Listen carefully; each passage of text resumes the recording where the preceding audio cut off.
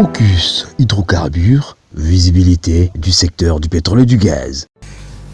Les hivers raccourcissent, les orages sont plus forts, les marées sont plus violentes, les inondations, têtes d'érosion, pénurie d'eau, chaleur ou froideur inhabituelle font la une des journaux. Partout, la même question tombe sur toutes les lèvres. Élèves, professeurs comme scientifiques se laissent parfois emporter par la délicatesse de cette question sans en avoir la vraie réponse. Quelles sont les causes et conséquences du réchauffement climatique? Tentative de réponse, c'est tout à l'heure, avec nos invités qui sont déjà là sur ce plateau. Avant de les présenter, messieurs et dames, bienvenue, excellentes conditions d'écoute à cette émission Focus hydrocarbures, les temples de l'énergie. Pepito Osakasaka, la voix énergétique, c'est bien moi. La grande équipe, Moïse Ilunga, Arlé Munganga sont là. Bonsoir et bienvenue à vous. Bonsoir. Bonsoir, merci. Nos invités, comme je l'avais annoncé, comme je le dis tantôt, messieurs, ingénieur Claude Moubenzem, bonsoir et bienvenue. Bonsoir. Messieurs Blanchard Kaki, bonsoir et bienvenue. Bonsoir, merci.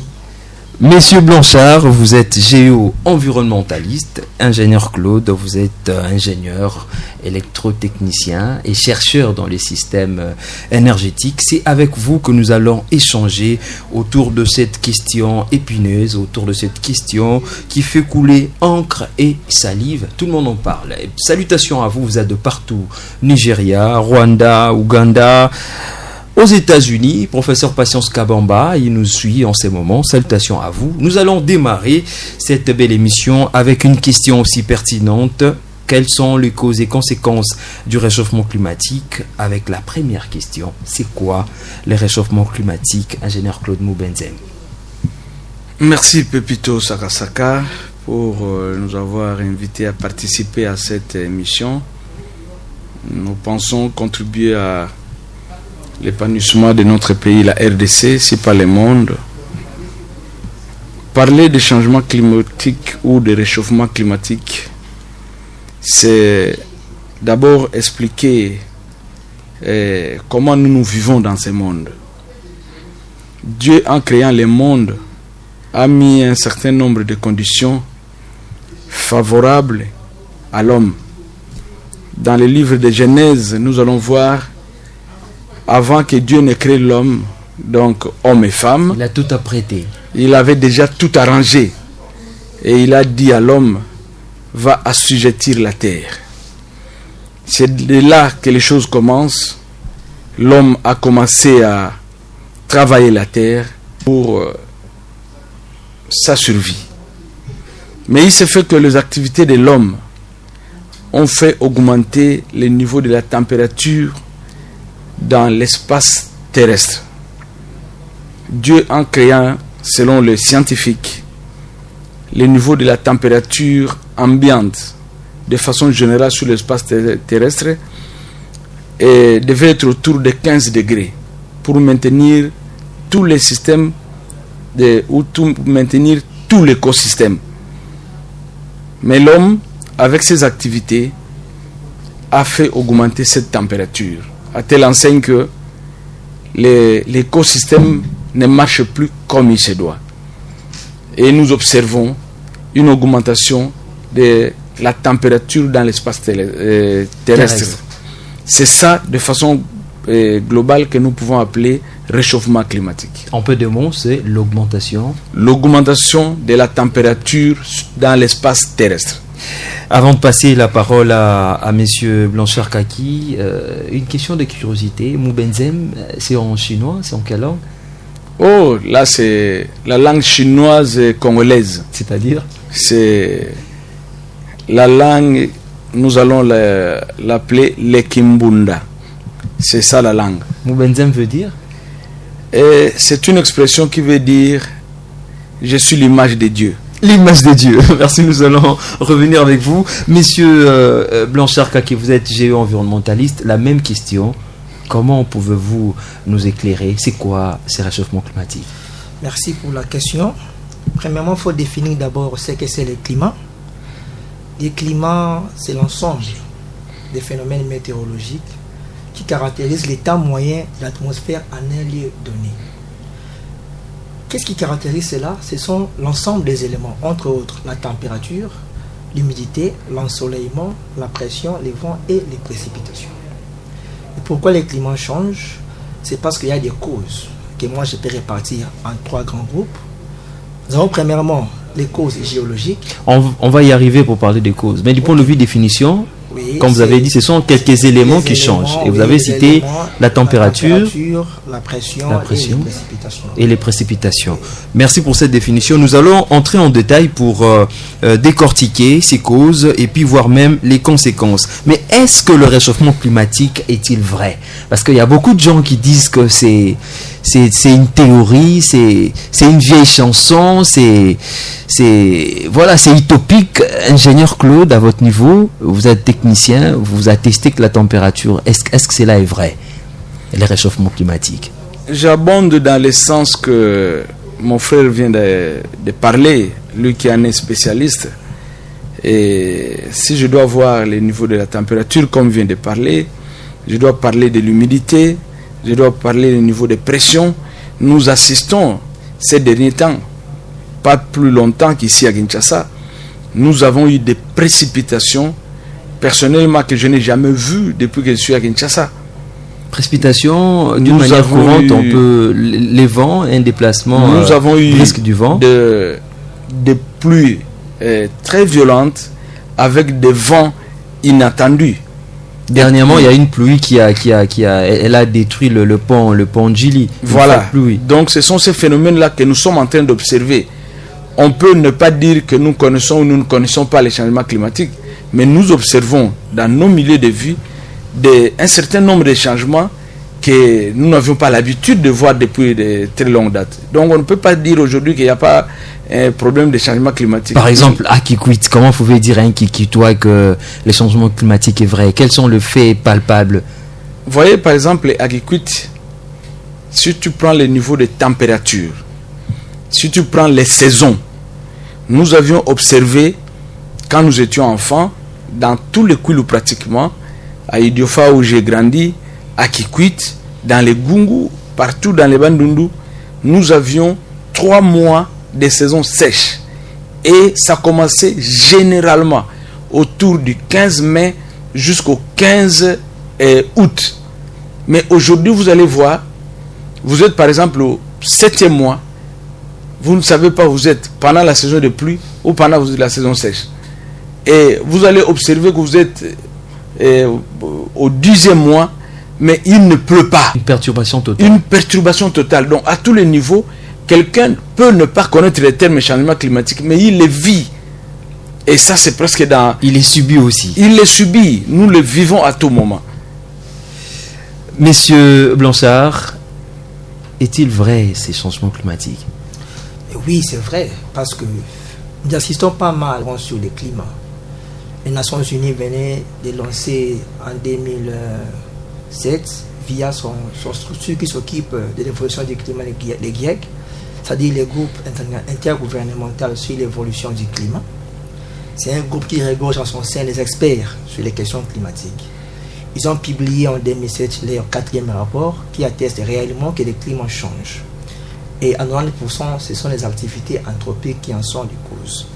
On va en parler parce que tu insistes sur les causes, on va y arriver, mais nous allons écouter une rubrique, Mon Lexique, où nous apprenons le mot, concept utilisé dans le domaine énergétique, pourquoi pas dans le domaine environnemental, avec Harley Monganga. Focus hydrocarbures, visibilité du secteur du pétrole et du gaz. Aujourd'hui, la rédaction Focus Hydrocarbures propose à ses auditeurs un nouveau mot utilisé dans l'environnement.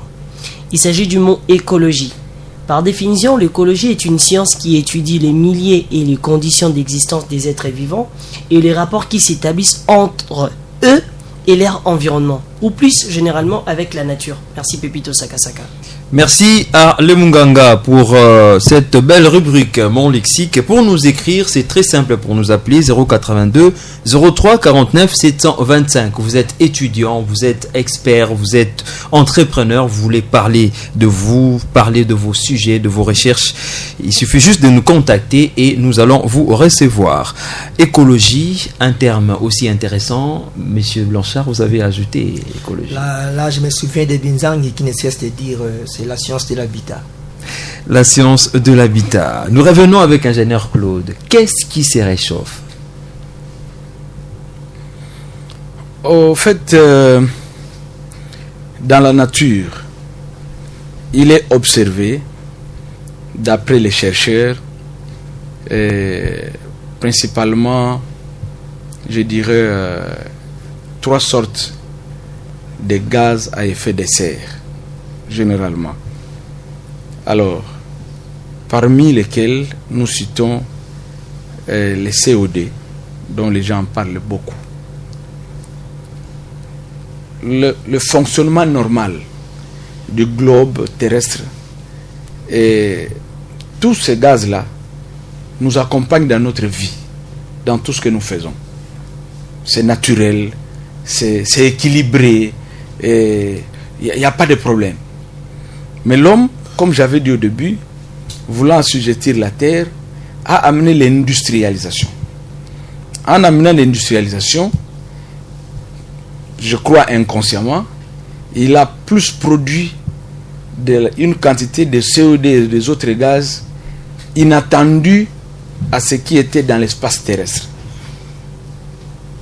Les gaz naturels, vous disiez les gaz comme Dieu l'avait déjà créé, qui donnaient l'équilibre, se voient ajouter presque la même nature de ces gaz, mais à une grande quantité.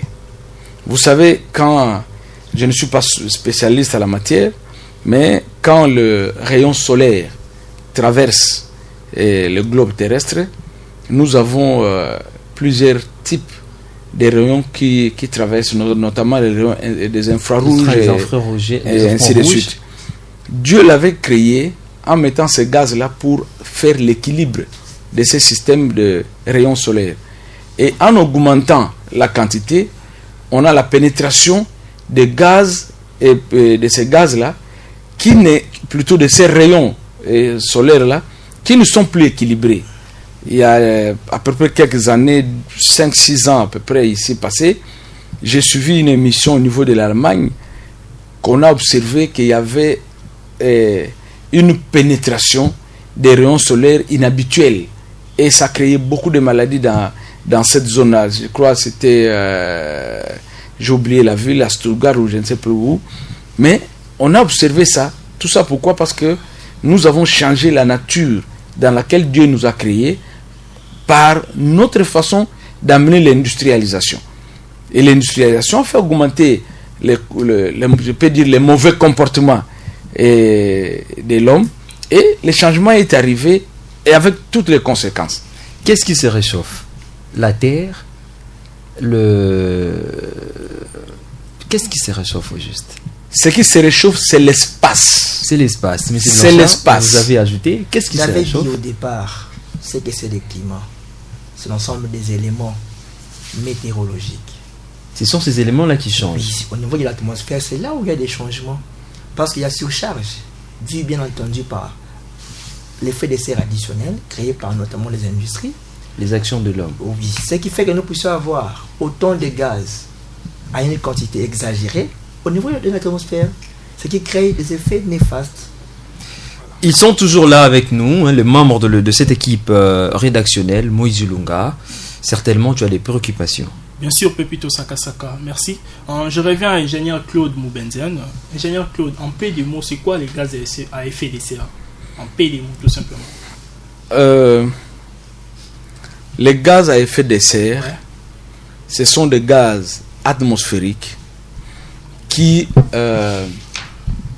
comment je peux dire, qui équilibrent la nature dans laquelle nous vivons, qui donnent l'équilibre dans l'espace terrestre. Maintenant, je m'adresse à M. Blanchard Kaki. Qu'est-ce qui justifie ce réchauffement climatique?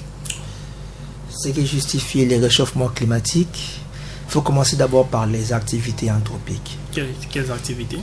L'industrie d'abord, la déforestation, agriculture itinérante sur Brélus, et puis l'urbanisme irréfléchi. Ok. L'homme cherche par tout prix couper les forêts pour ériger des bâtisses, sinon les infrastructures. Oui. Ok, merci beaucoup. L'Afrique est-elle concernée à cette grande actualité du réchauffement climatique? Ingénieur Claude, est-ce que l'Afrique est-elle concernée? Vous savez, nous constatons avec regret que les Africains, nous sommes inconscients dans le monde dans lequel nous sommes en train d'évoluer. Nous sommes dans un monde unique. J'ai tantôt parlé de l'espace terrestre. Ça signifie le comportement de l'atmosphère qu'on observe en Occident. Les effets se font sentir partout. Parce que nous sommes un monde unique. Malheureusement, la grande production de ces gaz à effet de serre dont nous venons parler ici ne viennent pas de l'Afrique. Ça vient des pays industrialisés. Ceux qui ont développé l'industrialisation avec la production de l'énergie électrique suffisamment par les charbons. Mais ces effets néfastes, c'est l'Afrique qui les subit. Donc, à votre avis, l'Afrique subit tout simplement? L'Afrique subit tout simplement les changements climatiques. Les changements climatiques. Et qu'on devrait plus interpeller les pollueurs, ces grands pays industrialisés. C'est à leur niveau qu'on doit interpeller, qu'ils recadrent un peu le tir. Il ne s'agit pas d'interpeller seulement, mais nous devons prendre des dispositions pour que nous ne continuions pas à subir. Parce que vous le vouliez ou pas, le monde ne va pas changer parce que l'Afrique va interpeller. Mais l'Afrique doit comprendre et changer sa façon de voir les choses. Sinon, nous continuerons à subir et nous serons les plus grands victimes. Comment vous justifiez le fait que l'Afrique subit? Comment vous justifiez du point de vue climat? Je donne un exemple simple pour que les gens comprennent ce que nous sommes en train de dire. Dans la nature, je ne suis pas spécialiste, je ne suis pas biologiste. L'homme, quand il respire, il rejette dans l'air les gaz carboniques. L'arbre, dans son comportement, respire, prend les gaz carboniques et fait sortir l'oxygène. Vous allez observer que cette façon de faire fait qu'il y a équilibre entre l'homme et la nature, généralement avec les arbres. Or, aujourd'hui dans le monde, c'est la RDC qui est l'un des pays qui regorge les plus des arbres qu'il faut. Ce qui fait que les CO2, les gaz à effet de serre qu'on a émis dans l'atmosphère, sont plus attirés par la RDC. Par le fait seulement que nous avons beaucoup d'arbres. Donc nous avons une place aussi stratégique. Nous ne pouvons pas faire autrement. Mais c'est comme si la RDC ne comprend pas sa place. Mais la RDC subit tout ce qui se passe ailleurs. Nous allons revenir avec ce que vous dites tantôt, que l'Afrique est en train de subir, la RDC est en train de subir. Vous suivez l'émission Focus Hydrocarbures, consacrée uniquement au domaine énergétique, pourquoi pas d'autres sujets liés à l'environnement. Et aujourd'hui, nous traitons cette question aussi épineuse. Quelles sont les causes et conséquences du réchauffement climatique avec nos invités, messieurs Blanchard Kaki et ingénieur Claude Moubenzem. Messieurs Blanchard Kaki, certaines personnes disent haut et fort que le réchauffement climatique ne date pas d'aujourd'hui, c'est une vieille chanson. D'autres aussi disent que cela est soutenu par des multinationales qui veulent à tout prix installer leur technologie et interdire à l'Afrique de ne pas se développer. Merci pour la question. Il y a ceci. Le changement climatique a d'abord 3 causes. Il y a les causes qui sont naturelles. Là, c'est pas non. Par rapport aux causes astronomique. Là, nous voyons les deux mouvements de la Terre, la rotation et la translation. Là, c'est pas l'homme, là, c'est Dieu. Deuxièmement, nous avons les causes qui sont géologiques, avec les volcans. Quand il y a un volcan, il y a les fumerolles qui se retrouvent dans l'atmosphère. Et à la fin, ils finissent par polluer l'atmosphère. Maintenant, c'est l'homme qui est maintenant l'élément le plus... principal. L'élément moteur aussi, ici, il faut dire ça comme ça. Grâce aux activités qu'il pratique, notamment la déforestation, l'industrialisation, l'urbanisme et beaucoup plus l'agriculture itinérante sur brûlus. Dire que non, c'est une façon de décourager les Africains, non. Dans l'atmosphère, il n'y a pas de frontières. Une pollution, d'ailleurs, peut impacter l'autre côté. À long ou à court terme. À court ou à moyen terme. Donc aujourd'hui, dire que c'est une façon de décourager, non. C'est un phénomène qui est transfrontalier. Il n'y a pas de frontières là-dessus. L'atmosphère n'a pas de frontières. Alors, quand est-ce que cela a commencé, réchauffement climatique? Du point de vue chronologique, on peut estimer... Les climats que nous vivons aujourd'hui, il y a ceux-là qui disent qu'à un moment de l'évolution de la Terre, la planète était plus chaude qu'aujourd'hui. Mais, oui, elle était chaude. Qui a vérifié ça? On ne sait pas. Mais c'est que nous, on peut dire, c'est que nous vivons. Parce qu'en géographie, on dit, c'est pas la spéculation, c'est pas la technologie, c'est les réels. Ce que nous observons aujourd'hui, les effets sont là. Donc, on peut dire que parmi ces trois causes, ce qui nous apparaît un peu plus aggravante, c'est l'homme. Pourquoi l'homme? La population mondiale devient de plus en plus nombreuse à l'ère actuelle. Et avec tout ce qu'il y a comme activité, et voilà ce que nous vivons. Forte démographie. Voilà. Donc dire que c'est un phénomène datant, oui, les climats évoluent avec le temps, mais ce que nous vivons maintenant, on peut parler par rapport à notre ère. C'est le réel, nous le vivons maintenant. Vous confirmez que ce réchauffement climatique est vrai. Oui. Merci, Monsieur Blanchard. Nous continuons, mais nous donnons la parole à celui qui est là avec nous, Harlem Munganga, pour une préoccupation certainement. Oui, merci. Ma préoccupation est celle-ci. Ça va directement à nos invités. Est-ce que la hausse de la température est-elle le facteur des réchauffements climatiques? La hausse de la température. L'augmentation de la température. Le seul facteur. Je vais répondre par un exemple très simple de cuisson. Vous avez des légumes que vous mettez dans les marmites. Vous ouvrez votre réchaud. Je vais à l'extrême. Nous quittons de pratiquement l'air ambiant qui peut être autour de 30 degrés, 25 degrés. Quand vous ouvrez les réchauds, vous atteignez jusqu'à 100 degrés. Vous allez observer que vos légumes ont changé aussi de comportement. Je vais à l'extrême pour que ça soit facile à comprendre. Et pendant ce temps, pendant que ça évolue, peut-être on ne sent pas. On est à 30 degrés, on arrive à 40 degrés, peut-être on ne sent pas encore. Mais on va ressentir quand ce sera à la fin. Mais ça ne veut pas dire que le changement est venu seulement à la fin. Déjà, quand ça a changé, même à 1 degré, 2 degrés, il y a toujours changement, il y a toujours des problèmes. Donc, le problème est réel. D'ailleurs, les chercheurs sont en train de réfléchir sur les causes et voir comment on peut travailler sur la réduction de ces gaz à effet de serre. Sinon, notre monde va disparaître. Et les humains ne seront plus capables de vivre sur l'espace terrestre. Merci. Monsieur Blanchard Kaki, quels sont les effets palpables du réchauffement climatique? Les effets sont patents.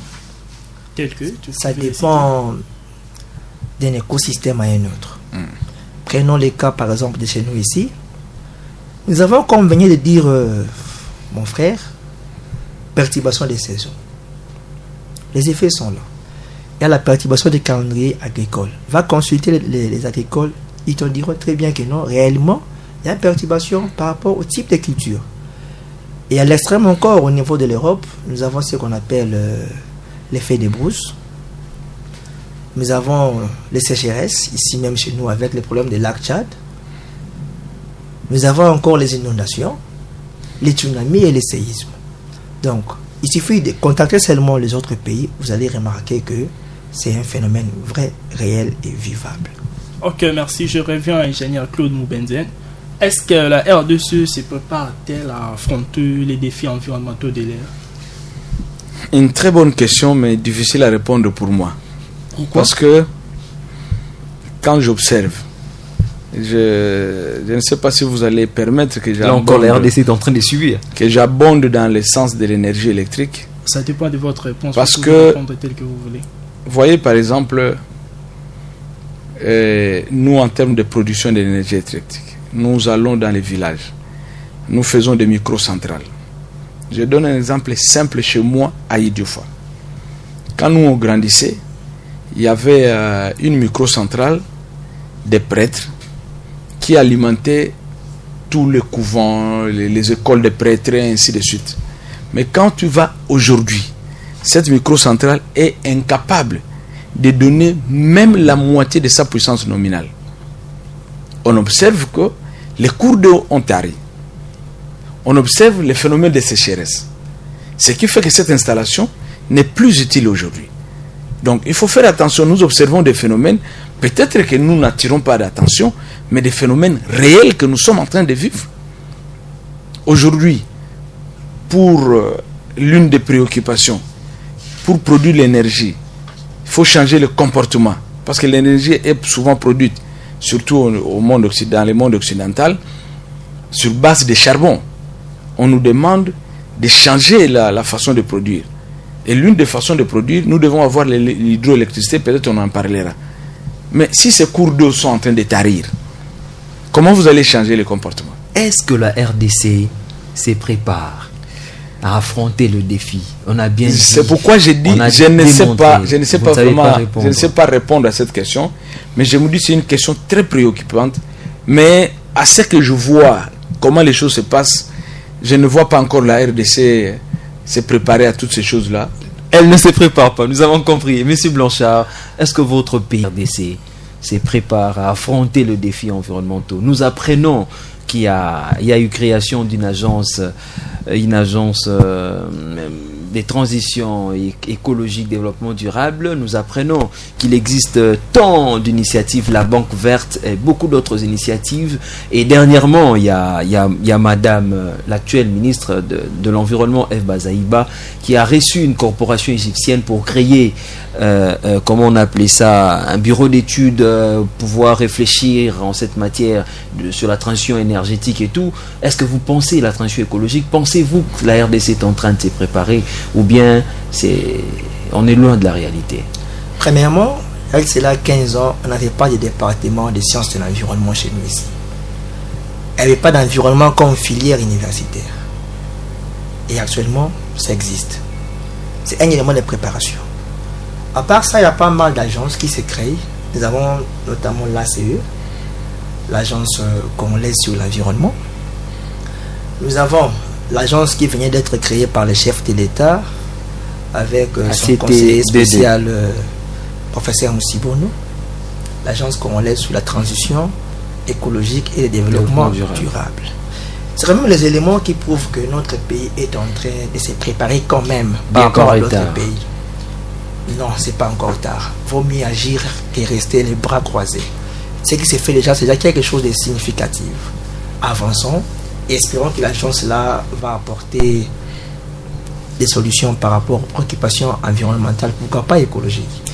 Merci beaucoup. Nous allons écouter cette rubrique découverte et on se retrouve. Découverte.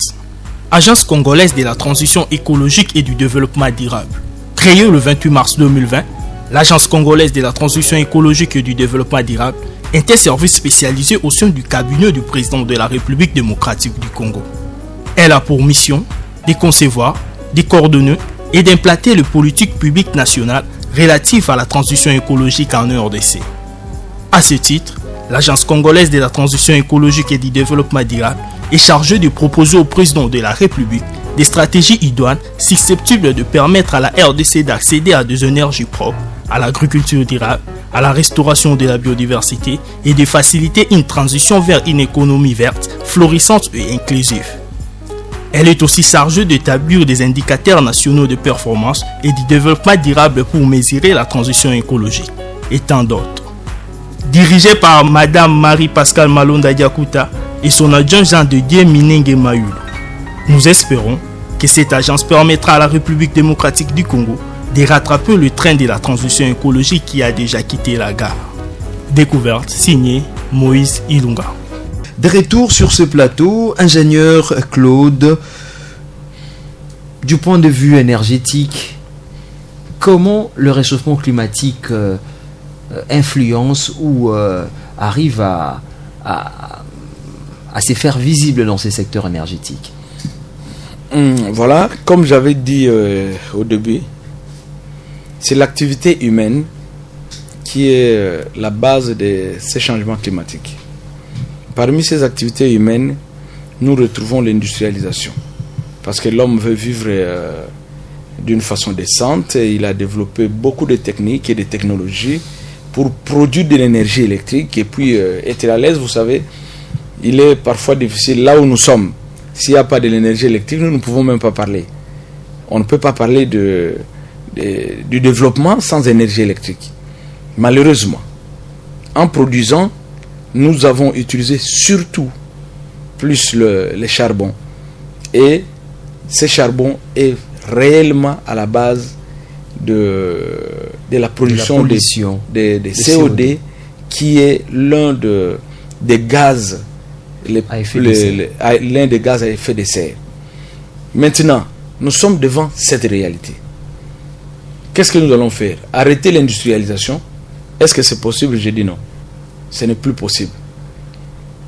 Arrêter la production énergétique. Au moins, vous attestez que le secteur énergétique subit aussi le dégât par rapport à ces réchauffements climatiques. Mais, papa, quand c'est l'homme qui subit les secteurs... Tous les domaines de la vie. Tous les domaines de la vie.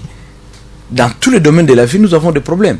Alors, vous étiez en train de dire quoi faire par rapport à cette réalité? Donc, par rapport à cette réalité, les recherches sont très avancées pour réduire l'utilisation des gaz à effet de serre, notamment les charbons. Et si on doit maintenir les charbons, il y a c'est-à-dire les énergies fossiles. Les énergies fossiles. Il y a une façon de retraiter les gaz à effet de serre pour qu'on obtienne seulement l'hydrogène.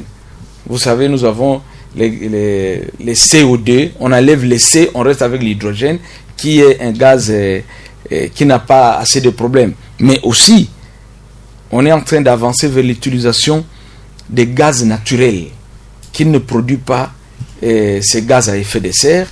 Et on envisage, c'est comme ça vous voyez dans toutes les conférences, on est en train de parler des systèmes énergétiques avec les énergies renouvelables qui produisent très moins de gaz à effet de serre, notamment l'hydroélectricité, les solaires, les biomasses et ainsi de suite. Merci beaucoup pour vos réponses, messieurs Blanchard. Lentement et sûrement, nous tendons à la fin de cette belle émission. Mais comment peut-on lutter contre ces réchauffements climatiques? À votre avis, qu'est-ce qu'il faudrait faire? Premièrement, il faut intérioriser les notions d'écologie dans tous les secteurs de la vie active. C'est-à-dire, chaque domaine de vie doit introduire la dimension écologique. Prenons le cas de l'économie par exemple. Aujourd'hui, nous les environnementalistes, nous parlons de l'économie verte. C'est-à-dire l'économie propre, moins polluante, qui utilise les gaz naturels, entre autres les énergies nouvelles, renouvelables et propres. Là, c'est par rapport à l'économie. Prenons le cas du tourisme. Pour le tourisme, nous parlons maintenant de l'écotourisme ou tourisme durable. C'est une forme de tourisme moins polluante. Donc, chaque secteur de la vie doit s'adapter par rapport à l'écologie. C'est-à-dire recréer les équilibres entre l'environnement, l'économie et le social. Même l'urbanisme, même l'aménagement, tout doit mettre en son sein l'écologie. La dimension écologie. Raison pour laquelle nous ne cessons de dire l'écologie d'abord. L'écologie disparaître. d'abord, le peuple d'abord, l'écologie d'abord, changer ou disparaître, c'est les mots de M. Blanchard Kaki, les géo-environnementalistes. Ingénieur Claude était aussi de partie. Ensemble, nous avons réfléchi autour de cette thématique, les causes et conséquences du réchauffement climatique. Alors, nous allons écouter aussi la réaction de l'ingénieur Claude. Un tout dernier mot. Je vous remercie pour nous avoir invités à cette réflexion et je remercie tous nos auditeurs et je pense que cette histoire ou ces problèmes d'environnement ou d'écologie, comme vient de dire mon frère, ça concerne tout le monde et à tous les niveaux. Et c'est vrai, tout à l'heure j'ai dit je ne vois pas les pays entrer dans le sens de faire les changements climatiques. Mon frère m'a contredit en parlant des textes, c'est vrai, c'est comme ça. Moi, en tant qu'ingénieur, je vois plus les rendus. Je ne vois pas je vois les résultats.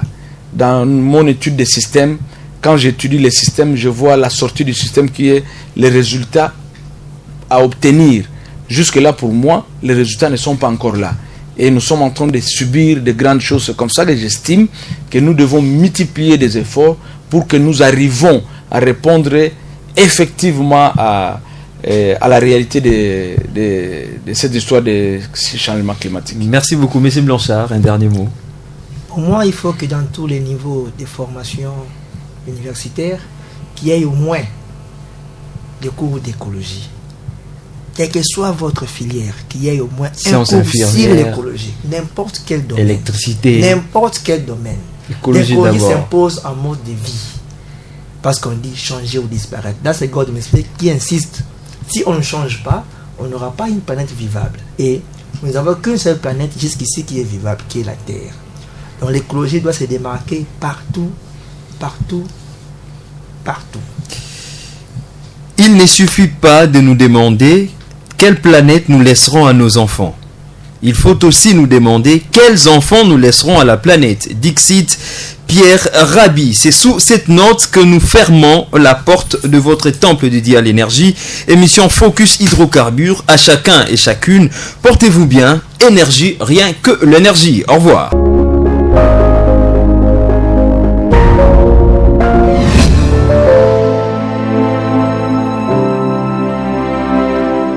Focus Hydrocarbures, visibilité du secteur du pétrole et du gaz.